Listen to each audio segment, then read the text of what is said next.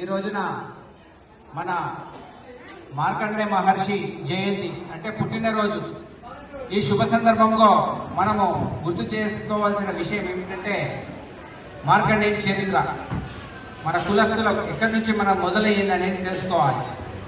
భృగుట మహర్షి భద్రావతి దేవి సంతానము లేక ఎన్నో ఏళ్ళు తపస్సు చేస్తే శివుడు ప్రత్యక్షమై ఆ యొక్క దంపతులకు మీకు దీర్ఘకాలికమైన సంతానము దుర్మార్గుడు కావాలా లేదు 12 ఏళ్ల సన్మార్గుడు కావాలా అని కోరిక కోరితే ఆ యొక్క దంపతులు తపస్సు చేసి మా ప్రయోజనం ఉండాలన్నట్టు స్వల్ప ఆయుష్కుడైనా సరే మాకు సన్మార్గుడే కావాలని కోరుకుంటే అప్పుడు ఆ యొక్క శివుని ఆశీస్సులతో మార్కండేయ మహర్షి జననం జరిగినది. మార్కండేయ మహర్షి జననం జరిగిన తర్వాత ఆ యొక్క కాలక్రమేణా బాలుడు పెద్దగై 12 ఏళ్ళు ఆయన ఆయుష్ 12 ఏళ్ళ లోపు ఈ విషయం తెలుసుకొని తల్లిదండ్రులు బాధపడుతుంటే అతను మహా తపస్సుకు ఆయన స్వీకరించి ఆ శివుణ్ణి తపస్సు చేసి ప్రత్యక్షం చేసుకున్నాడు. ఆ టైంలో యమధర్మరాజు వచ్చి పాశం వేసి ఆ మార్కండేయ మహర్షి ప్రాణాలు తీసుకెళ్దామని పాశం వేసినప్పుడు ఆయన శివుని హత్తుకుంటే ఆ యొక్క పాశం అనేది మార్కండేయ మహర్షికి మరియు శివుడికి ఇద్దరికి పడితే అప్పుడు శివుడు మహా కోపోద్రిక్తుడై నా భక్తుడికే నువ్వు ఇలాంటి ఆటంకాలు చేయొద్దు, ఈయన దీర్ఘాయుష్యుడే కాదు, ఈయన ఈ యొక్క ఇప్పుడు మనకు ఉన్న ఏడు మంది అజయులలో విజయులలో మరియు మృత్యుంజయులలో ఒకరు మార్కండేయ మహర్షి. మృత్యుంజయుడు అని చెప్పేసి చిరంజీవి అని ఆయన ఆశీర్వదిస్తాడు. అప్పుడు యముడు వెళ్ళిపోతాడు. కాబట్టి 7 మంది చిరంజీవులలో ఒకరు మార్కండేయ మహర్షి. ఈ విషయం అందరూ తెలుసుకోవాలి. మార్కండేయ మహర్షి నుంచి వచ్చిన సంతానమే 103 గోత్రాలు. మనకు 103 గోత్రాలలో మనము వెలసిల్లుతున్నాం. మనంతా మహర్షుల యొక్క సాంప్రదాయము, మన గురువులు, మన గోత్రం అంతా మహర్షులదే ఉంటుంది. ఈ విషయాన్ని గమనించాలి. దయచేసి కొంతమంది పద్మశాలీలు తెలియక మార్కండేయ గోత్రం అని చెప్తున్నారు. అలా చెప్పకండి.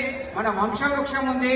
ఆ వంశవృక్షంలో మన ఇంటి పేరు చూస్తే దాని యొక్క గోత్రం ఏది, మన మహర్షి ఎవరు అని తెలుస్తుంది.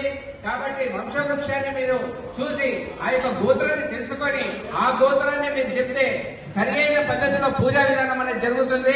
మార్కండేయ గోత్రం అంటే అది జనరలైజ్ చేసి చెప్పినా తప్పులేదు, కానీ మనకంటూ ఒక వంశవృక్షం ఉంది. ఆ వంశవృక్షంలో మన ఇంటి పేరుతో ఆ యొక్క వంశవృక్షంలో ఎవరైతే మహర్షి ఉంటాడో దాన్ని తలుచుకొని ఎక్కడ పూజ జరిగినా కూడా మనము ఆ యొక్క మహర్షి యొక్క మనం గోత్రనామాలు చెప్తేనే మనకు సరి అయిన ఫలితం అనేది పొందుతుంది. కాబట్టి ఈ రోజైనా మీరు అందరూ తెలుసుకొని వంశవృక్షాన్ని చూడండి. చూసి ఆ వంశవృక్షం ప్రకారమే మనం నడుచుకుంటే బాగుంటుందని నా ఉద్దేశము. మరి యొక్క విషయం ఏంటంటే పెద్ద సంఖ్యలో మహిళలు మరియు పురుషులు పద్మశాలీలు అందరూ ఈ యొక్క మార్కండేయ జయంతి విజయవంతం చేసి ఆ మార్కండేయుని ఆశీస్సులు పొందినందుకు అందరికీ పేరు పేరున ధన్యవాదాలు. ఇలాంటి కార్యక్రమాలు ముందు చాలా పెద్ద ఎత్తున మనం చేసుకోబోతున్నాం. కాబట్టి మీ అందరి సహాయ సహకారాలు పెద్ద సంఖ్యలో వచ్చి మన యొక్క ఈ పద్మశాలి సంఘాన్ని, పటాన్చేరు పద్మశాలి సంఘాన్ని ఇంకా ముందుకు తీసుకెళ్లగలరని నా యొక్క మనవి. జై మార్కండేయ, జై పద్మశాలి. మన ఓం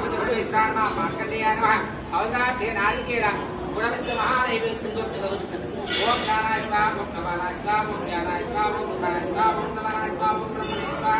శ్రీ మహాగణాధిపతిరానందాత్మతో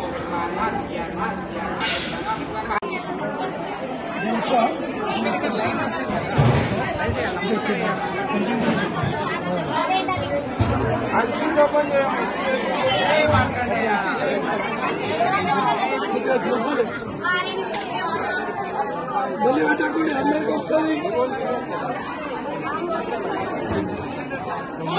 ఇప్పుడు వచ్చిన లైన్లో దూరం నిమిషాలు పద్ధత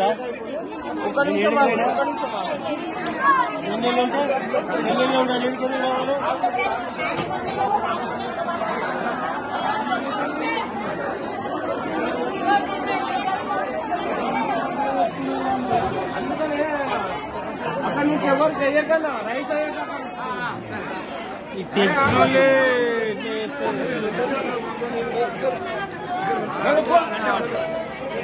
అర్థం